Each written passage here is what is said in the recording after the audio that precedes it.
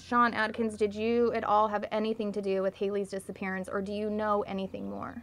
No, ma'am, I don't. Can you kind of give me just a recap of the day that Haley went missing? Yes, that morning I drove to work, I quit my job, and I turned in my belongings, and I didn't speak to nobody at work. And I left work, I stopped by this residence, and nobody was here.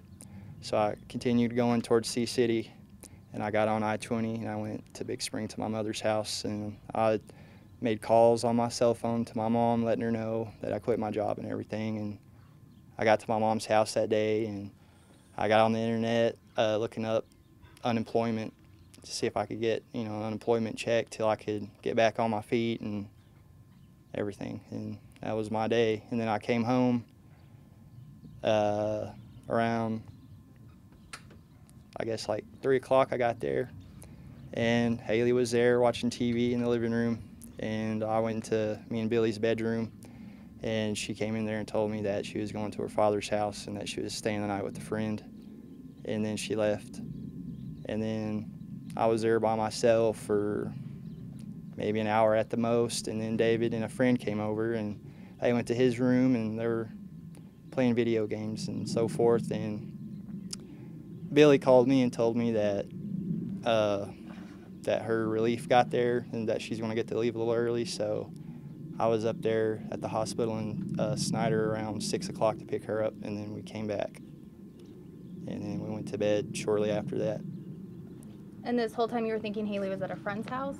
Yes. About what time did she say she was leaving that night? What time Haley was leaving? Mm-hmm. I guess it was sometime in between 3 and 3:30 when she said she was leaving. It was like shortly after I got there. I'm not real sure about a time. Does she normally call and check in every so often, or is it normal to not hear from her for so long?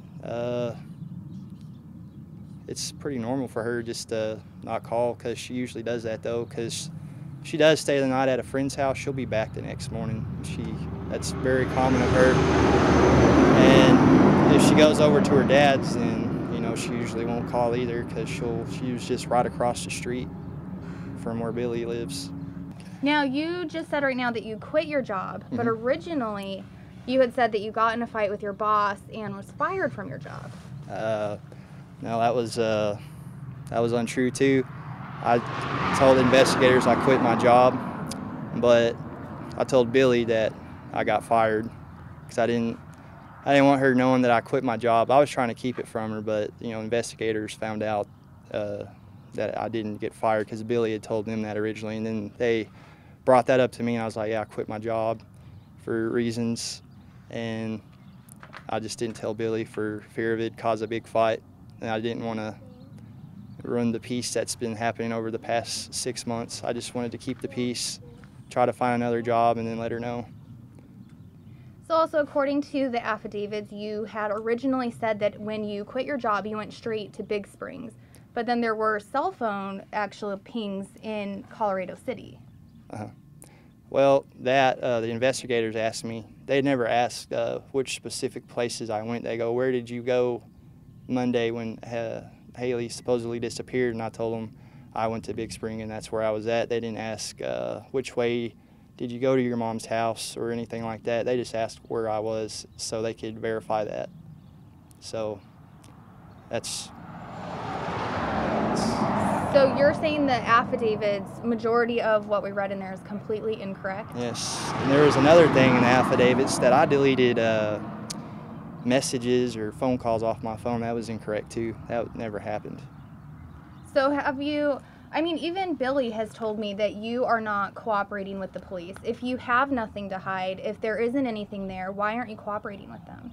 I cooperated with them at first, and then I just feel like I couldn't trust the police anymore, and that's when I decided to get a lawyer. And then my lawyers told me just to lay low, keep quiet. That's what I did. And then today I'm supposed to talk to somebody from Colorado City, a law enforcement officer. I'm supposed to talk to FBI today just to clear up some more things. Understandable if your lawyer tells you that, that's obviously what you're going to do, but coming from just the point of a normal person, we're all out here looking for Haley. We all want the same thing. So if there's anything that you could do to help them or to help with the investigation, why wouldn't you do it? I felt that I gave them all the information I had, and which I really did. And like I said, I just felt like it was a witch hunt at the time, and they were just trying to pin it on somebody, which was me, and I didn't want that happening, so I just stopped talking to them. I know that a lot of people have said, it was even on Nancy Grace, that this whole time stories keep changing. It goes from one thing to another to another. The affidavits show that stories have changed. I mean, what do you say about that? Has your story changed at all? If it has, it was because I remembered something, and I let the investigators know. If that's how they say my story has changed, then that's how it changed, because there's been some things that I didn't remember to tell them at the time, then later I did remember, and then I told them. That's how my story could have changed, but no, my story hasn't changed other than that. You know, again, you say your relationship with Haley was completely fine, but yet when we know that you had, in the affidavits, it said something about Clint's uncle said, who could ever hurt a little girl? You said something to the effect of, yeah, it's like killing a baby deer. And according to those affidavits and the uncle, you do also talk about killing baby deers all the time. No, that's incorrect too. I had a talk with that uncle, and he said he never said that either. And I never said that. I love animals. I wouldn't hurt animals either. So basically it seems like everything that you're saying completely contradicts the affidavit. So everything that the police used to obtain a warrant to build their case is completely inaccurate? Absolutely, it is. Because like I said, I've sat down and looked through that affidavit, and a lot of things are incorrect. Some of it is, but a lot of it isn't. If it's incorrect, how were they able to obtain their warrants? I have no clue. I really don't. Now, all signs are kind of pointing to you right now. What do you say about that? You know, I'm just going to do my best to get the focus back on Haley and off of me. And, you know, like I said, I have nothing to hide.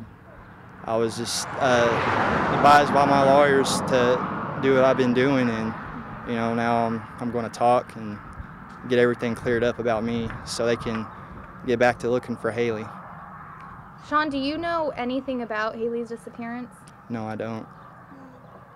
And could you or did you hurt Haley in any way? No, I didn't. And when people say that that's something that you would do and that it's in your mind frame to do that kind of thing, what do you say to that? I'm just thinking that people want somebody to blame, and they're going to blame me. Can you see why people would point the finger at you? I can have an idea, but I just think it's unfair, because this could happen to anybody, what's happening to me, and how would they feel if they're in my shoes? That's just how I feel. What do you really want people to know? That I'm not a monster like a lot of people made me out to be. I'm just a regular guy, and I love my girlfriend. I love Haley and David. I would never do anything to hurt her, nor him, or anybody. And I just want all of this to be over with and Haley home so we can go on with our lives. Now, last question, and I'm just kind of going to ask again. If you knew anything about Haley's disappearance and you are not telling police, to find Haley, would you come forward and give them the information? Yes, I would. If I had any knowledge of her whereabouts, I would definitely come forward and tell them. We've seen a lot of things. We've seen videos, we've heard all kinds of things. Can you talk kind of about those videos? I mean, we saw you dressed in a mask, acting out serial killer or horror movies. Tell me about that. Yeah, I took those pictures for Halloween. That was me and a family member taking those pictures, and that was just simply for Halloween.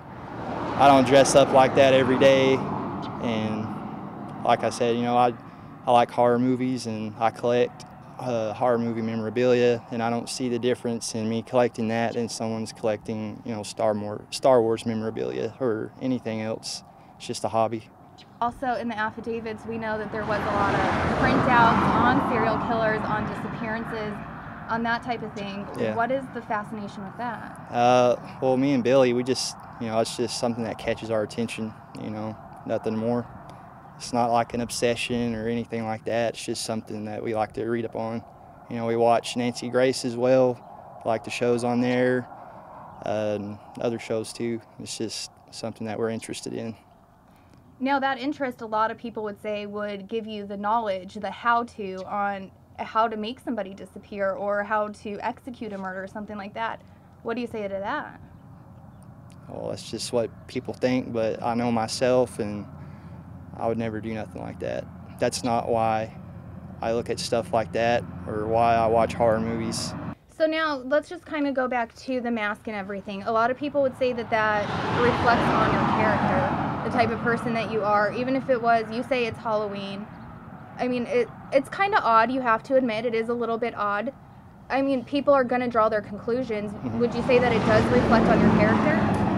I wouldn't say it does at all. There's, plenty of my friends that I talk to on the internet, they're into the same thing, and they take pictures like they found of me. They take pictures like that every day, and I don't think there's anything wrong with that. That's just who they are. But I'm not like that, though. Those pictures that they found of me, those were from when around Halloween, and I took those with a family member.